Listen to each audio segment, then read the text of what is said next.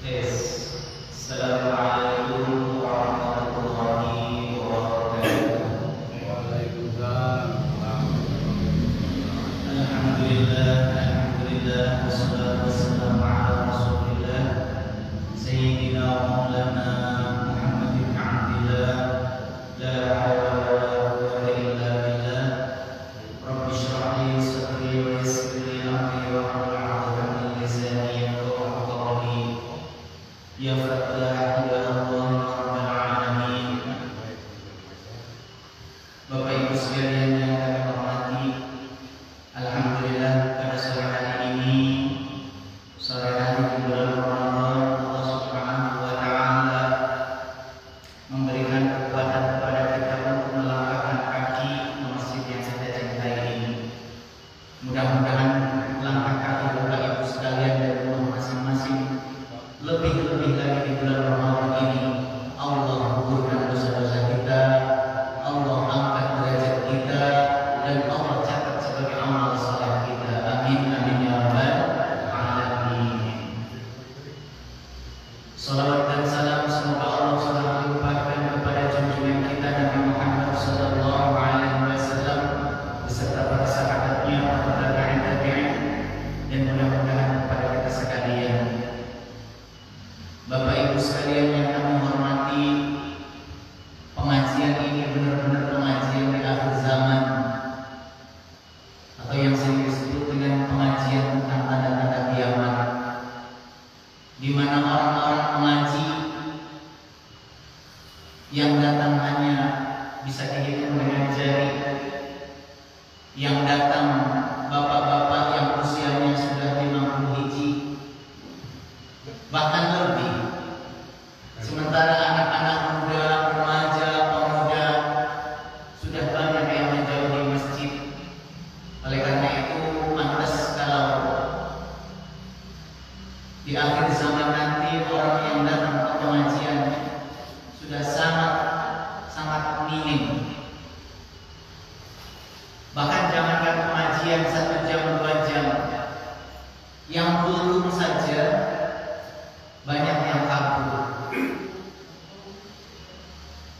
Saya kemarin ngisi kultum subuh.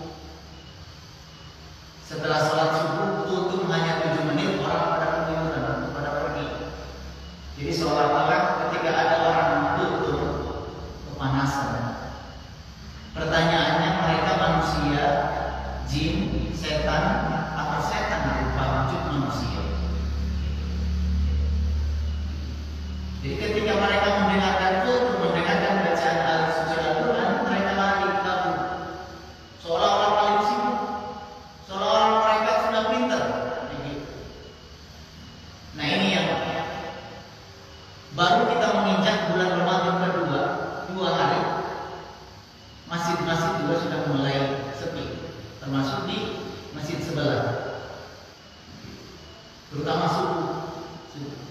Oke lah kalau salat tarawih masih banyak Bapak Ibu sekalian, masih kita bangga. Tapi ketika menjelang salat subuh itu sudah mulai menipis, sudah mulai ke depan barisannya. Nah inilah yang fenomena ini setiap tahun kita terjadi, harusnya tidak boleh terjadi. Nah ini ya, ini baru 2 hari kita melaksanakan bulan Ramadan, tapi suasana seperti bukan bulan Ramadan. Ini yang miris sekali, begitu ya. Jadi Ramadan di akhir zaman seperti ini, orang-orang hanya berebut pada takjil, orang-orang berebut pada berbuka puasa, ramai-ramai di pinggir jalan, berjualan mencari takjil, mencari makanan, begitu. Sementara masjid-masjid sudah mulai kosong, padahal masih di awal-awal. Nah ini yang harus kita bareng-bareng evaluasi, begitu. Ini Bapak Ibu sekalian. Hanya pada kesempatan kali ini saya ingin melanjutkan kajian sebelumnya, yaitu kajian tentang tanda-tanda kiamat atau asyratus saah. Bapak Ibu sekalian, tentu di bulan Ramadan ini terlebih lagi kita dalam keadaan libur. Sekarang libur kan hari Minggu, begitu. Mungkin ada yang keluar tapi keluar juga saya kira tidak jauh-jauh yang tidak jauh-jauh. Paling juga ada di rumah, yang ada di rumah, ayo merapat semuanya. Begitu. Siapa lagi kalau yang mau meramaikan masjid kalau bukan kita semuanya. Bapak Ibu sekalian, saya lanjutkan saja kajian tentang tanda-tanda kiamat yang nomor 128, irtifa'u mabani Makkah. Tingginya bangunan-bangunan yang ada di Makkah tanda kiamat. Ini sudah disampaikan oleh Kanjeng Nabi kita 1400 tahun lebih yang lalu. Kanjeng Nabi kita, Nabi Muhammad SAW menyampaikan bahwa tanda kiamat kecil yang hari ini kita nampak dan sudah disampaikan oleh Nabi, yaitu munculnya bangunan-bangunan yang menjulang tinggi di daerah Mekah. Apakah ada perbedaan antara Mekah dengan Madinah? Beda. Kalau di Mekah bangunannya tidak beraturan, ada yang tinggi, bahkan yang paling tinggi itu yang menara Tower Zamzam itu di samping Baitullah sendiri. Di samping Baitullah. Dan bangunannya berbeda-beda, ada yang 100 sekian, ada yang 150, ada yang sekian di Mekah. Tapi kalau di Madinah, Bapak Ibu sekalian, bangunan itu sama semuanya. Tidak ada yang paling tinggi, tidak ada yang paling rendah. Semuanya hotel, bangunan hotel-hotel yang ada di samping Madinah, semuanya tingginya sama. Tingginya sama. Tapi kalau di Mekah, bangunannya beda-beda.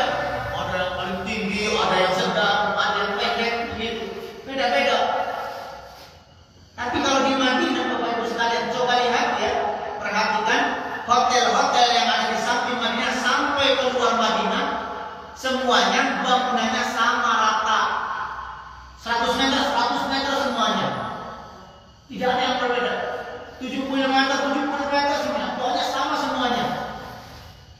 Nah itu ya, berbedanya antara di Mekah dan Madinah. Ini dalam buku ini yang berbeda tingkatannya, yaitu di Mekah. Kalau di Madinah sama semuanya ukuran. Coba lihat, perhatikan bangunan-bangunan hotel yang ada di Madinah, semuanya sama tingginya.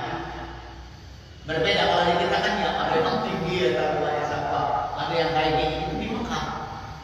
Tapi kalau di Madinah sama semuanya, tipenya itu, tingginya itu, tidak ada yang berani melebihi. Entah karena apa. Boleh jadi kalau di Madinah orang tidak boleh senonoh atau tidak boleh tidak sopan atau tidak boleh kurang sopan dengan Rasul, sebab di situ ada Rasul di Madinah. Sehingga bangunannya diatur di sana, tidak boleh ada yang melebihi, tidak ada orang yang bangunan yang lebih rendah, semuanya sama-sama semuanya. Lihat saja ya foto-foto di Madinah, sama semuanya bangunan. Berbeda di Mekah. Kalau di Mekah itu bangunannya ada yang paling tinggi, tadi saya sampaikan begitu, ada yang paling rendah, ada yang jelek, ada yang begitu. Karena memang struktur bangunan, struktur daerahnya juga berbeda-beda. Struktur tanahnya. Kalau Madinah itu datar, kalau Mekah itu pegunungan. Bahkan yang namanya Mekah sendiri itu berada di bawah wadi. Wadi itu daerah perbukitan. Antara Safa dengan Marwa itu bukit. Gitu. Sehingga bangunannya tidak beraturan. Nah, Nabi menyebutkan begitu. Ya, menyebutkan bahwa di Mekah bangunannya berbeda-beda tingginya dibandingkan dengan Madinah yang bangunannya sama semuanya. Jadi indah di Madinah begitu. Bahkan ada seorang sahabat, kalau tidak salah Malik bin Anas ya begitu. Saking dia tidak maunya berbuat tidak sopan dengan Nabi, sahabat Anas bin Malik kalau tidak salah belum pernah pipis di Madinah. Jadi kalau dia masuk Madinah, kemudian pipisnya itu keluar dari Madinah. Keluar dari Madinah. Izin begitu. Karena jangan kita anggap bahwa Nabi Rasulullah meninggal. Wala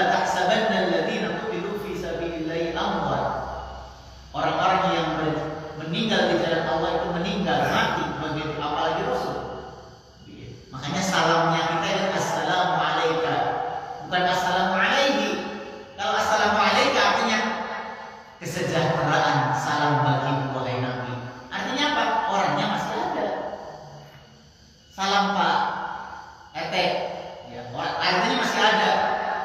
Tapi kalau titip salam ke Pak RT-nya udah nggak ada di kita. Goib begitu ya. Makanya assalamualaikum begitu. Nah makanya bangunan-bangunan di Madinah tingginya sama semuanya. Tingginya semuanya. Kanat Makkah fi 'ahdin Nabi qalilah fi 'adadi sukaniha.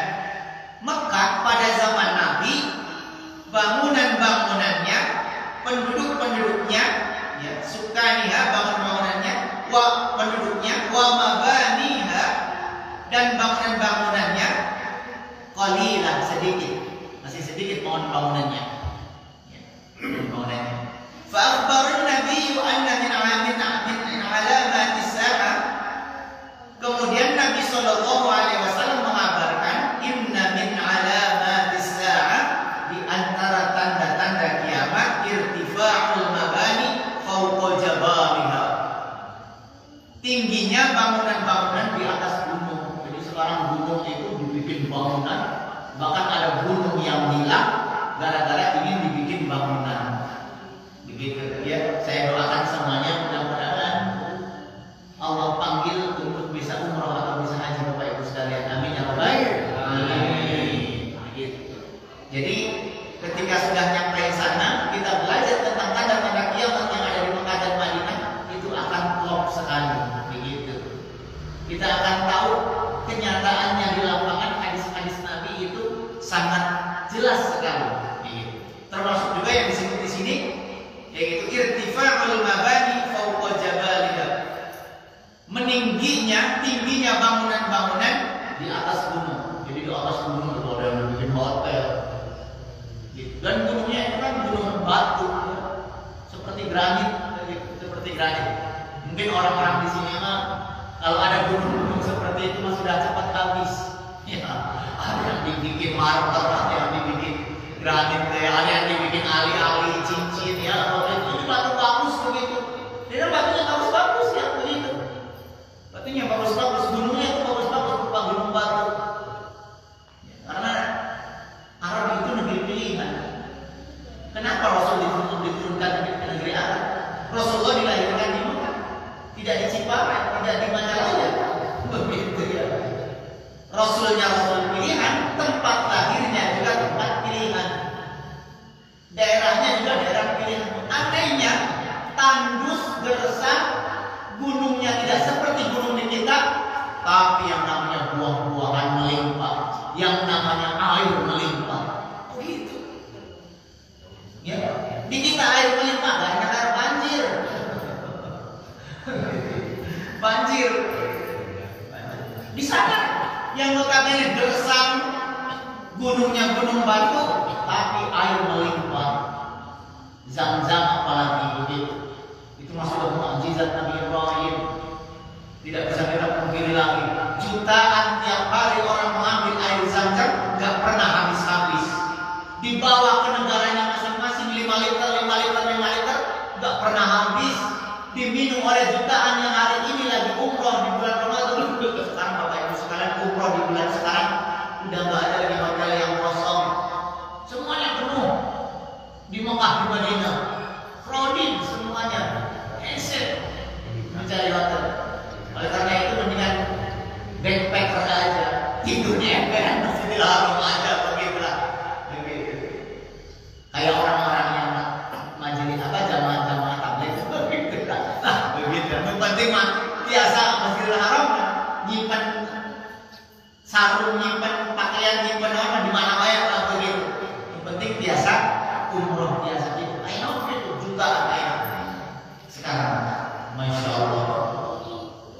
Tapi bedanya begitu antara Mekah dan Madinah. Di Mekah itu bangunannya tidak beraturan. Ada yang tinggi, ada yang sedang, ada yang rendah. Berbeda-beda. Bahkan ada di atas bukit begitu ya. Tapi di atas bukit juga ada air ada. Karena Saudi itu menyuling air laut menjadi air tawar. Gitu. Air laut menjadi air tawar. Hebatnya Saudi. Di kita juga hebat. Pertama di Allah jadi pertalite. Yang paling pertama dimodal pemerintah. Gila negeri kita.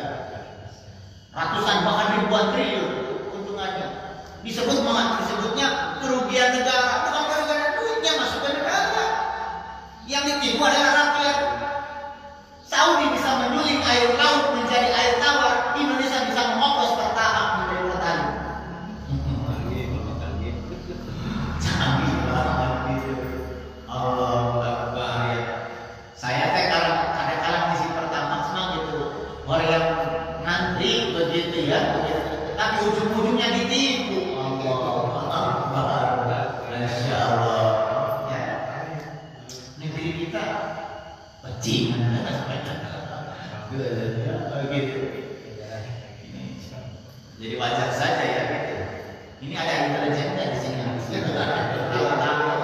Seperti bensin matahari gitu ya. Istilah faqad akhraja Ibnu Syaibah bi sanadihi ila Ya'la bin 'Atha bin Abihi qala kuntu akhidun bi jamin dabah Abdullah bin Umar wa qala kaifa antum idza hadamtum al-bait falima tad'u hajran 'ala hajrin qala wa nahnu 'ala al-islam qala wa antum 'ala al-islam qala thumma madha qala thumma yubna ahsan ma kana fa idza ra'aita makkah qad ba'jat kadha'ib wa ra'aita al-banna ya'lu ru'us al-jibal fa'lam anna al-amra qad adallaka. Ini ada sebuah hadis ya, begitu katanya, kalau Anda tahu wahai sahabat Abdullah bin Umar ya, waqala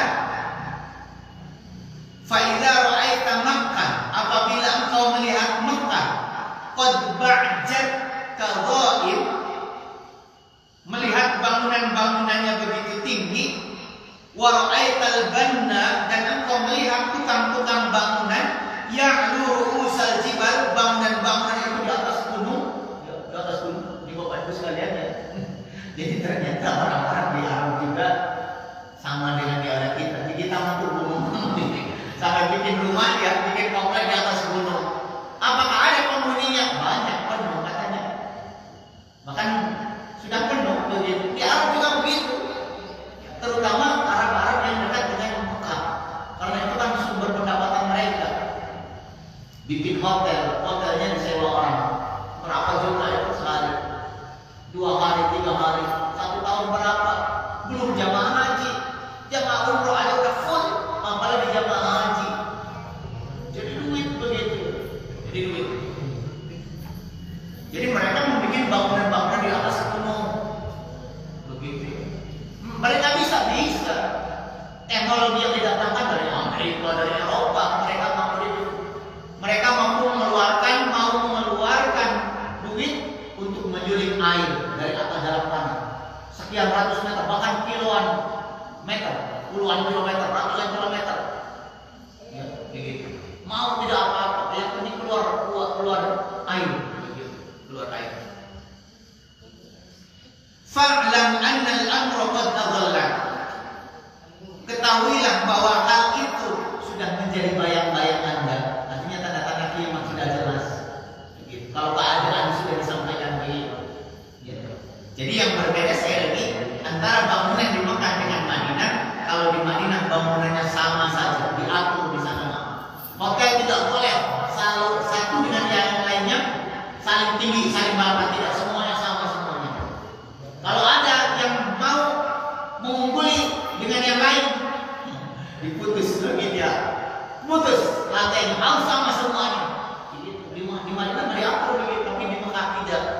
Ya, di Mekah tidak diatur. Bahkan ada yang paling tinggi sekali, masya Allah. Nah, itu.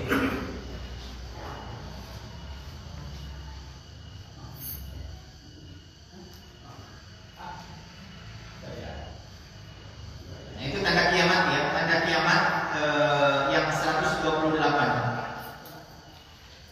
Tanda kiamat yang lainnya. Nah, saya lanjutkan saja ya, yang karena tanda-tanda kiamat kecil itu tadi sampai 102 sampai 130 ya dalam buku ini. Gitu. Saya langsung ke tanda kiamat perbatasan antara tanda kiamat kecil dengan tanda kiamat besar, yaitu apa? Zuhurul Mahdi, munculnya Imam Mahdi, gitu. Imam Mahdi. Nah ini Imam Mahdi ya. Jadi munculnya itu perbatasan antara tanda berakhirnya tanda kiamat kecil dan awal dari tanda kiamat besar, yaitu munculnya Imam Mahdi. Kapan munculnya Imam Mahdi? Ma'a kathratil fasad berbarengan dengan munculnya kerusakan, munculnya kezaliman. Orang-orang beriman banyak yang ditindas, orang-orang beriman banyak yang dibunuh, orang-orang muslim banyak yang dianiaya, diperangi. Maka di saat itulah orang berkehendak, orang berkeinginan agar munculnya orang yang akan memberantas kezaliman itu. Dalam sejarah umat manusia, munculnya orang-orang hebat, munculnya para nabi, munculnya orang-orang pembaharu biasanya dimulai dari munculnya kezaliman. Munculnya Nabi Isa ketika umat Bani Israel teraniaya dengan hadirnya Raja Fir'aun. Raja Fir'aun, di mana waktu itu anak-anak bayi yang lahir, laki-laki atau perempuan, diawasi oleh intelijen. Pak Ede pada melahirkan sebulan bayi, kirim intelijen. Kirim, begitu. Ayah di depan pantau, begitu ya. Nyamar, ayah intelijen itu tukang baso, ayah cuaki, ayah tukang cilok. Gerak bala-bala, nyamar. Padahal mah intelijen. Suatu saat kalau istrinya Pak Ede melahirkan seorang laki-laki, bunuh. Nah di saat itulah kemudian Allah mengutus seorang bayi, dan bayinya itu kemudian terselamatkan dari intelijen Fir'aun, yaitu Musa. Sebegitu hebatnya intelijen di semua anak-anak begitu ya. Tapi ibunya Nabi Musa mampu menyelamatkan bayi kecil itu yang telah nanti menjadi Nabi Musa, kemudian dihantarkan,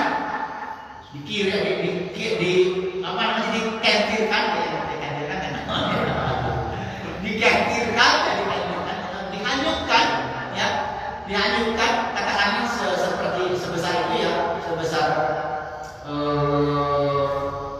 kertas aqua, kardus aqua, bayinya ditutup.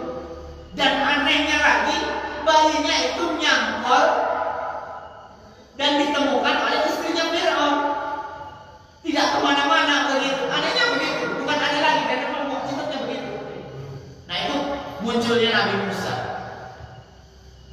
Lalu munculnya nabi-nabi yang lain juga sama. Ketika umat dalam keadaan kezaliman, dalam keadaan terbelenggu, dalam keadaan tersakiti, maka biasanya orang berharap akan munculnya orang-orang pembaharu. Iraha iya orang teh lapar wae, orang teh terzalimi aja, orang tidak adil saja. Kapan ini munculnya Indonesia ini? Maka berharap disitulah. Termasuk munculnya Nabi Muhammad, lahirnya Nabi Muhammad ketika umat Arab, umat Zahiliyah, umat bangsa Arab sedang dalam keadaan yang porak-poranda, di mana bayi perempuan, kalau di zaman Nabi Muhammad justru bayi perempuan yang dibunuh, sementara bayi laki-laki disuruh hidup. Berbeda dengan di zaman Nabi Musa. Di zaman Nabi Muhammad kalau ada sebuah keluarga, sebuah kabilah, sebuah suku melahirkan anaknya perempuan, dibunuh. Kenapa katanya? Karena itu akan menjadi aib keluarga.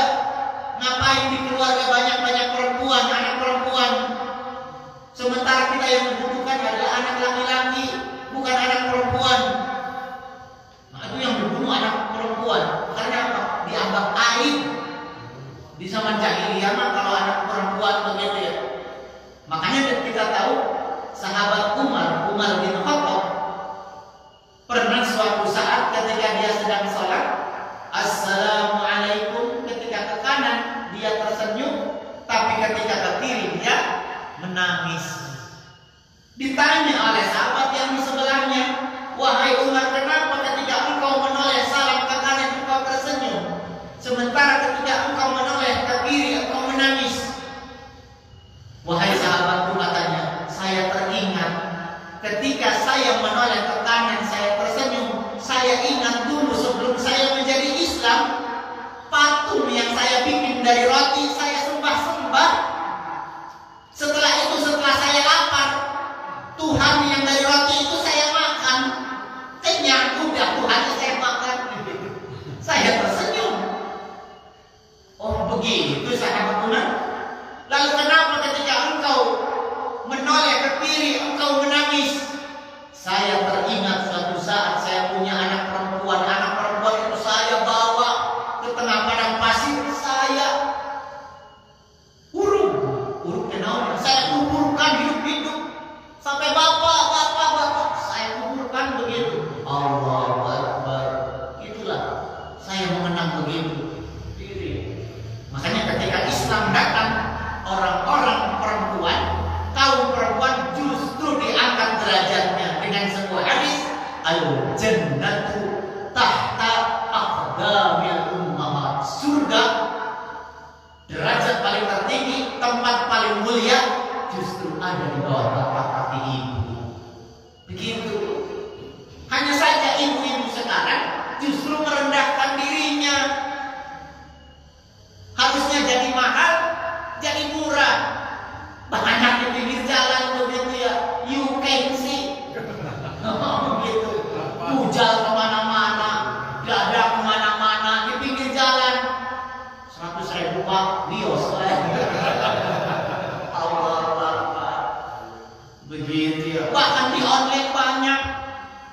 Ya, begitu, Masya Allah. Padahal ibu dimuliakan dalam Islam, tapi kenapa ibu-ibu, perempuan-perempuan sekarang banyak yang kemudian melacurkan diri, merendahkan dirinya, padahal Islam sudah diangkat.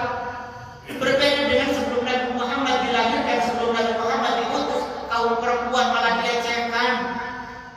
Begitu, dilecehkan. Ya. Nah itu. Jadi ketika kondisi dunia, kondisi umat manusia dalam ketidakadilan, umat manusia dalam keadaan porak-poranda, maka disitulah biasanya orang-orang berharap ada orang yang memperbaiki umat. Sejarah-sejarah orang-orang hebat muncul ketika dunia dalam keadaan kondisi terzalimi. Seperti sekarang kita berharap, siapa ya Allah yang akan membantu Palestina? Semua dunia, negara-negara besar, Amerika, Inggris, Prancis, semuanya membela Israel. Ayo Palestina siapa ya Allah? Kan bisa berdoa. Begitu ya. Tapi insya Allah yakin, bahkan yakin suatu saat Allah akan memutus orang yang akan akan membela Palestina dan menuju kemenangan. Begitu, yakin. Yakin karena sejarah umat manusia tertulis dalam Al-Quran dan hadis. Ada sejarah. Ini termasuk kemunculan Imam Mahdi. Hanya saja kemunculan Imam Mahdi itu sekarang banyak yang mempolitisir. Ada yang dari Pakistan begitu ya, ngaku-ngaku jadi Imam Mahdi bu. Muhammad siapa namanya? Muhammad Qasim. Muhammad Qasim ngaku-ngaku Imam Mahdi. Ada di Facebook begitu ya, pengen berteman dengan saya. Si Muhammad Qasim itu ya begitu, di saya begitu ya. Ternyata kan pengikutnya banyak begitu. Pengikutnya juga merudul begitu, pengen berteman dengan saya. Pengen berteman dengan saya. Muhammad Qasim, orang Pakistan, mengaku jadi Imam Mahdi. Begitu ya, Imam Mahdi. Dia pernah bertemu mimpi dengan malaikat Jibril, pernah mendapatkan wahyu begini-begini disampaikan. Dan adanya banyak pengikutnya. Ternyata orang Pakistan tidak jauh beda dengan orang yang dari Jawa. Yang Mama Gufron, ibu-ibu ayo terang Mama Gufron. Tak ayo terang. Allah Akbar. Mama Gufron bu, Mama Gufron bisa bahasa semut, bisa bahasa tumilat, bisa bahasa lalat, gitu. Pengikutnya banyak. Dia pernah bertemu dengan malaikat Jibril, pernah melihat bertemu dengan bidadari. Itu ayo dijawab kayak gitu, ini kayak nak. Begitu banyak sekali pengikutnya, Masya Allah. Ya. Jadi sekarang orang tidak hanya mengaku Nabi, orang tidak hanya mengaku Imam Mahdi, tidak hanya mengaku malaikat Jibril, tapi banyak yang mengaku Gusti Allah, malaikat Jibril. Untuk kenapa malaikat Israel? Udah mereka kabur pada Masya Allah. Ini akhir zaman begitu. Makanya kita perlu melanjutkan kajian akhir zaman. Biar apa? Biar ibu-ibu tidak ternodai, tidak tergoda oleh orang-orang yang aku jadi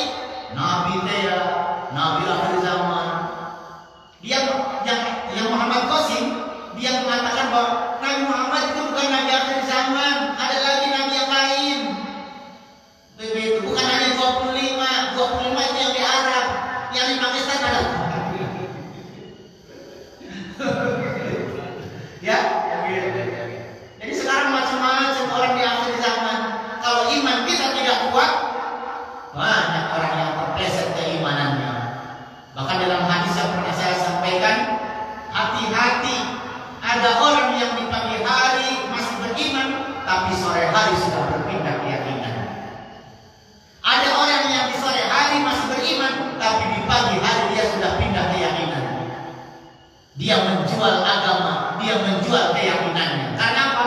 Begitu dahsyatnya fitnah akhir zaman. Ibu-ibu, ayah koyong ke 1 miliar. Koyong. Tadi ya ibu-ibu banyak begitu ya. Begitu. Akhirnya tadi saya baca berita ada orang tua, bapak-bapak yang mau anaknya digauli,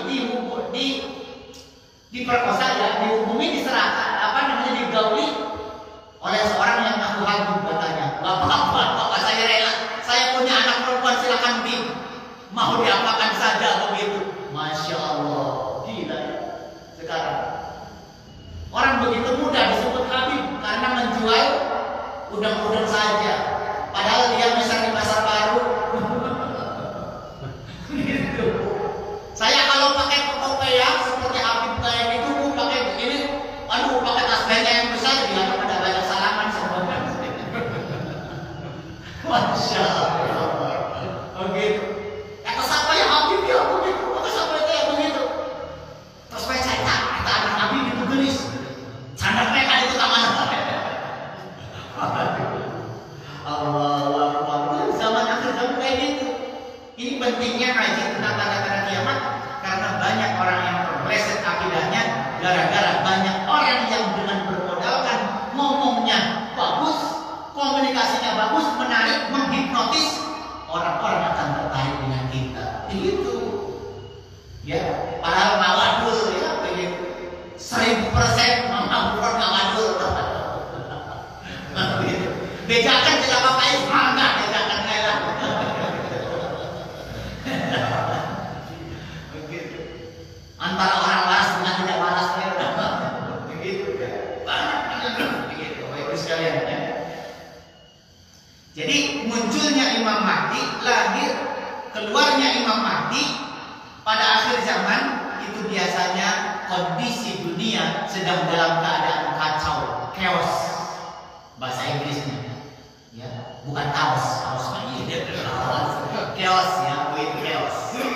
Kalau saus bakso, cilok, chaos, dalam keadaan chaos, dalam keadaan kacau, ketidakadilan di mana-mana. Maka disitulah biasanya orang berharap akan ada orang yang membaharui, muslim, reformis, bahasa kerennya reformis. Wantisyarul dzulmi, menyebarnya kezaliman, wa aqlul qawiyyu li huquqid dha'if. Orang-orang yang kuat begitu merajalela merendahkan orang-orang yang lemah begitu ya. Dalam keadaan seperti itu ya, banyak nanti orang-orang bermunculan ya. Sekarang di kita lagi kacau beliau, saya menyebutkan, mohon maaf nih kalau saya ceramahnya agak kasar, agak keras ya. Kayak di sini ada pemerintah begitu ya. Gitu. Karena memang kritis. Saya mengkritisi pemerintah karena saya cinta kepada negeri ini, bukan karena saya yang benci itu para pejabat-pejabat yang sudah diamani oleh rakyat untuk mensejahterakan, tapi mensejahterakan bukan rakyat, yang mensejahterakan adalah kantong sendiri, keluarga sendiri, kelompoknya sendiri. Begitu. Duit kita dibawa kemana-mana, korupsi triliunan, bukan ratusan ribu, jutaan, triliunan, seperti yang tadi begitu. Sekarang lagi bikin danan tara 1.400 triliun. Siapa anggotanya? Saya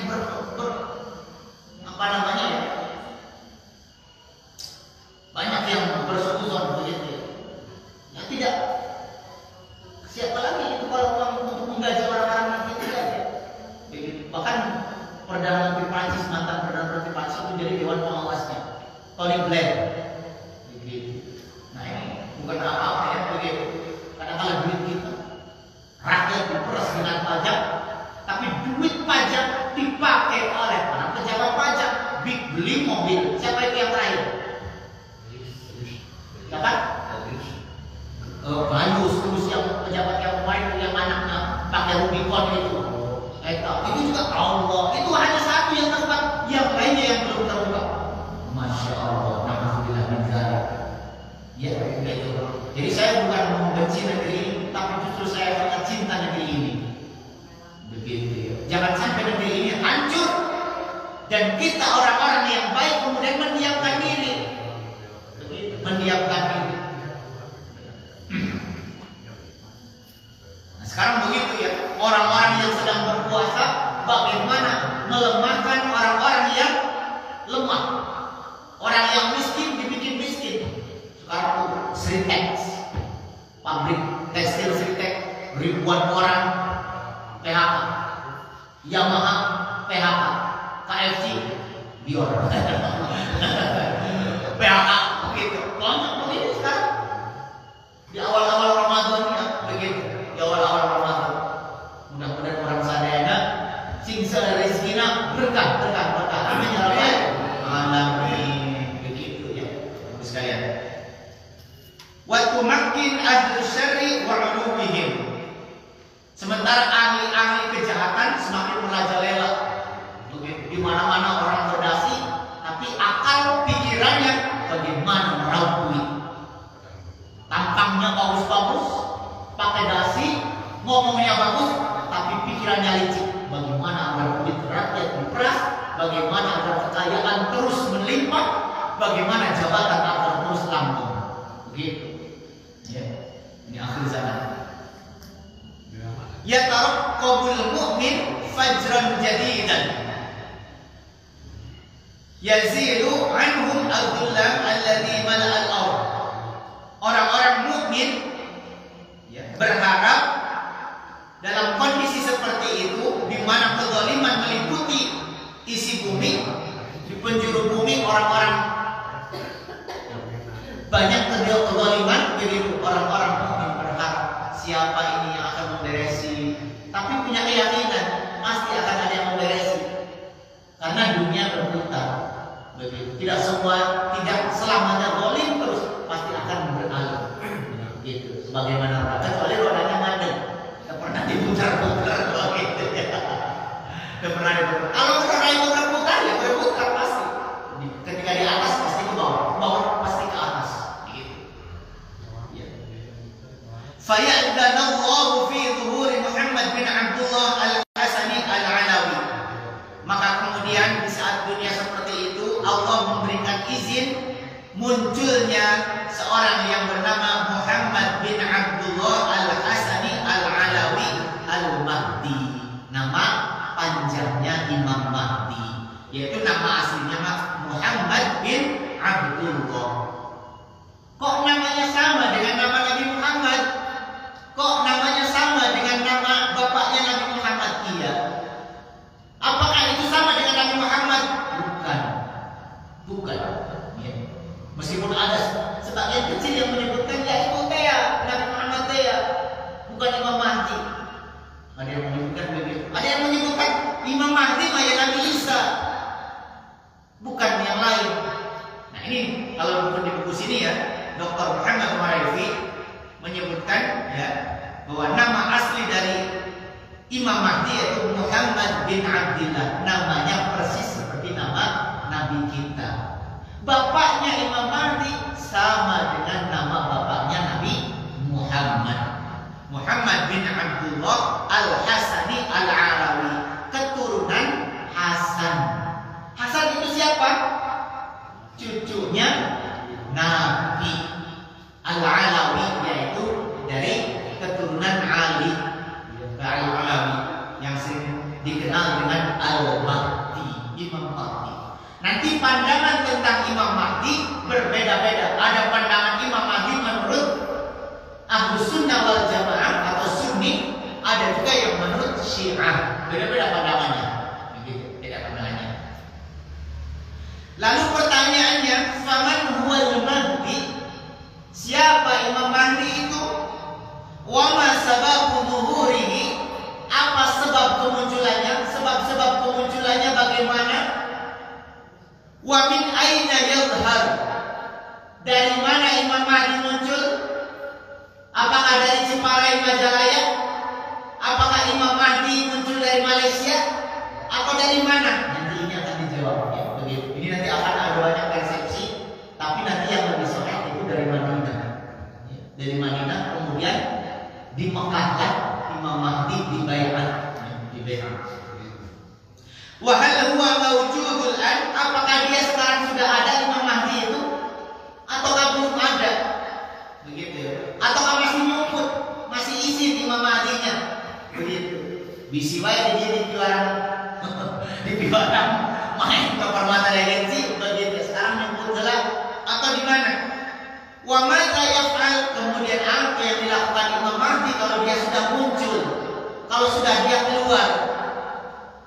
Kemudian waman atba'uhu, siapa pengikut-pengikutnya? Ya, siapa pengikut Imam Mahdi? Bahkan dalam sebuah hadis nanti, apabila Anda melihat bendera atau panji hitam, maka ikutlah panji hitam itu karena dia itu pasukannya Imam Mahdi. Gitu. Makanya sekarang banyak bermunculan panji-panji hitam, ya. Bendera-bendera hitam yang di tengahnya itu ada tulisan La ilaha illallah. Ada yang disebut itu apa, benderanya HTI ya, ada yang benderanya Saudi biru ya, hijau ya, ada yang benderanya Afghanistan, ada yang benderanya apa namanya Taliban, ada yang benderanya Al Qaeda dulu Osama bin Laden begitu ya, Osama bin Laden. Ada juga yang benderanya siapa? Ini sekarang banyak bermunculan ingin mendapatkan simpati, bukan empati, bukan lagi idosa ya. Idosa begitu. Wa as'ilah katsiran taqfazu ila dhihni bimujarrad sima'i kalimatil mahdi. Banyak sekali pertanyaan-pertanyaan yang berbeda-beda tentang siapa Imam Mahdi, di mana munculnya, berapa umurnya, siapa pengikutnya, dan seterusnya banyak bermunculan begitu ya. Dan yang lebih nanti kita akan membahas tentang Imam Mahdi itu Nabi Isa ya, di akhir nanti itu Nabi Imam Mahdi ketika bertemu dengan Nabi Isa, yaitu di masjid yang sekarang di daerah Suriah. Sekarang Suriah itu terkenal dengan masjidnya dari dulu, tapi sekarang terkenal lagi karena setelah tumbangnya Presiden Bashar al-Assad, yaitu Masjid Bani Umayyah. Orang katanya disitulah turunnya Nabi Isa, dan disitulah Imam Mahdi akan sholat subuh. Kemudian Nabi Isa turun. Kata Imam Mahdi, mangga jenengan wae Nabi Isa yang jadi imam. Panjenengan wae ada dia. Tapi imam wae lah begitu. Sekarang masjidnya ramai lagi. Setelah sebelumnya masjidnya tertutup hanya untuk orang tertentu saja. Tapi setelah jatuhnya Presiden Bashar al-Assad, masjid itu ramai kembali. Itu yang namanya masjid. Masjid ini digadang-gadang dalam hadis tempat turunnya Nabi Isa dari menara putih, ya, menara Baitul di Damaskus, Suriah.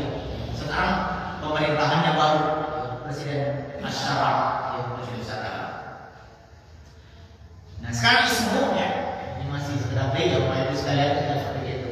Ini lebih 14 ya, 14 sampai 15. Ismuhu wa nasabuhu, namanya dan nasabnya. Namanya saya tadi sampaikan, nama Imam Mahdi itu Muhammad bin Abdullah Al-Hasani Al-Alawi. Orang-orang Arab seringkali menamakan di belakangnya itu dengan nama-nama neneknya, nama-nama kakeknya. Mereka lebih bangga dengan keturunannya, dengan garis keturunannya begitu. Karena mereka hafal ya, dari mulai nenek, kemudian setelah nenek itu apa ya? Kakek, apa? Buyut. Setelah buyut naon? Bau. Jaga wareng. Orang Arab tuh hafal semuanya, sampai ke jaga wareng, sampai ke buyut budek. Gak kan gitu sampai ke murid itu orang Arab hafal. Di kita juga hafal. Cuman hafalnya sampai kakek aja. Sampai buyut teh lupa ditanya teh begitu. Pak RT tahu buyutnya siapa? Belum gitu ya. Tapi kalau ditanya kakek masih tahu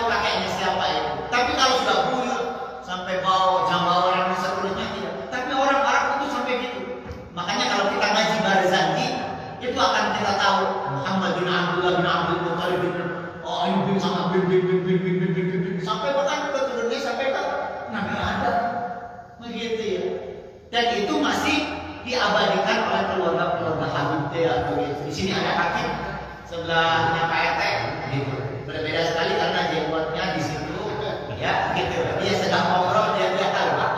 Ya, tapi dia tak tahu bahwa dia Habib. Tuh, enggak ada apa dia. Ya, begitu. Nah, begitu ya Bapak Ibu sekalian. Jadi orang-orang Arab Al-Hasani di belakangnya itu Al-Alawi. Kalau Al-Hasani berarti dia kakeknya itu Hasan. Kakeknya.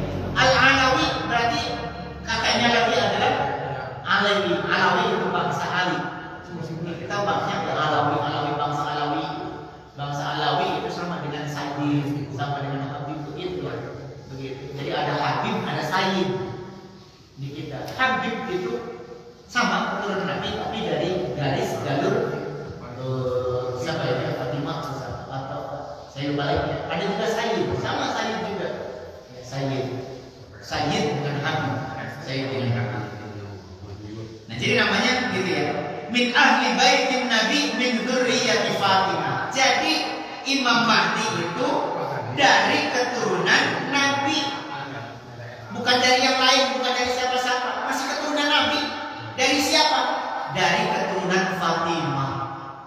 Jadi di antara putranya Nabi, anaknya Nabi yang hidup itu Fatimah. Yang lainnya ada yang meninggal duluan, ada yang meninggal usia 8 bulan, usia 8 tahun, tidak sempat. Yang hidup hanya perempuan. Nah, ini banyak yang pertanyaan. Kenapa Nabi Muhammad itu anaknya yang tersisa yang hidup itu perempuan? Padahal banyak putra Nabi itu. Kurang lebih 9 atau berapa ya itu yang sering dihafal oleh anak-anak itu. Begitu. Tapi yang hidup hanya Fatimah. Dari Fatimah itu kemudian lahirlah anak yang namanya Hasan dan Husain. Dari Hasan dan Husain ini kemudian melahirkan yang disebut dengan Abd ya. Yang disebut dengan keturunan Rasulullah itu begitu. Nah, orang-orang Habib itu biasanya jalur-jalur syajarul nasabnya, family tree-nya gitu. Family tree-nya itu sampai ke atas, hafal begitu. Kita mah tidak begitu. Nah, itu bedanya orang Arab. Min waladil Hasan, dari anaknya Hasan bin Ali radhiyallahu anhu jami'an. Yaitu dari Fatimah, dari Hasan, dari Ali radhiyallahu anhu jami'an. Ya, dari Ali. Fa'an Ibnu Mas'ud radhiyallahu anhu anna Nabiy sallallahu alaihi wasallam qala law lam yabqa min ad-dunya illa yawmun la tawwala Allahu dhalika al-yawm hatta yab'atha fihi rajulan minni aw min ahli baiti yuwati ismi wa ismu abi. Dari hadis yang diriwayatkan Ibnu Abbas, andai saja dunia itu 1 jam lagi, 1 hari lagi mau hancur, tapi belum datang, belum munculnya Imam Mahdi, maka 1 hari itu akan Allah panjangkan sampai kemudian muncul Imam Mahdi. Sekarang 1 hari itu pendek ya Bapak Ibu sekalian. Sekarang 1 hari itu cepat banget. Ya, kita sudah 2 hari sekarang bulan Ramadan, begitu cepat. Ya. Kalau kata Nabi, laulam yabqa minad dunya, andai saja dunia ini mau habis, kemudian Imam Mahdi belum keluar, Allah itu akan panjangkan hari itu agar kemudian muncul seorang yang bernama Muhammad, bapaknya namanya seperti nama bapaknya Nabi Muhammad ya, begitu. Namanya itu Abdullah, wasmu abi ismu abi. Au min ahli, itu dari keturunan Nabi. Ini saking istimewanya dalam hadis ini begitu ya. Ini hadisnya rawahu Tirmidzi wa Abu Dawud, disahihkan oleh Ibnu Taimiyah. Jadi hadis itu disahihkan oleh Ibnu Taimiyah. Ibnu Taimiyah itu tokoh populer, tokoh terkenal juga dalam ilmu Islam, Ibnu Taimiyah. Jadi ini saking hebatnya, kalaupun 1 hari lagi dunia mau kiamat, kemudian Imam Mahdi belum muncul, maka 1 hari itu akan dipanjangkan sampai kemudian muncul Imam Mahdi, yaitu orang itu namanya adalah yuwati ismi wasmu abi ismu abi. Namanya seperti nama saya, kata Nabi, nama bapaknya dia sama seperti nama bapak saya, Itu saja Bapak Ibu sekalian. Mudah-mudahan urang sadayana sing aya dina rahmat Allah sing digampilkan urang bisi ibadah di bulan Ramadan ini. Amin ya rabbal alamin. Sebab irahan deui urang bisi bae tahu paling urang biasa pendak di bulan Ramadan. Ieu jam sabaraha aya anu apa? Bae. Assalamualaikum. Sabaraha tadi ulah kalau ulama ngiringan batur. Kamari abi selama di ieu. Ulah turun munding Bapak Ibu sekalian. 18 jadwal. Di jadwal mah 18 16. Nah, ayeuna sabaraha? 15 ya. Sabaraha? 14. Umpami nu keluaran BHRD mah Badan Hisab Rukyat Daerah Kabupaten Bandung mah 15. Nu di kitu upamaman teh di grup. Ayeuna sabaraha? Masih Bapak Ibu sekalian misalnya dapat saya sampaikan kurang lebihnya mohon maaf. Assalamualaikum warahmatullahi wabarakatuh. Waalaikumsalam warahmatullahi wabarakatuh. Nuhun ka Bapak Baris atas masihan pengetahuan yang gunakan pada siap-siap menghadapi kiamat yang sudah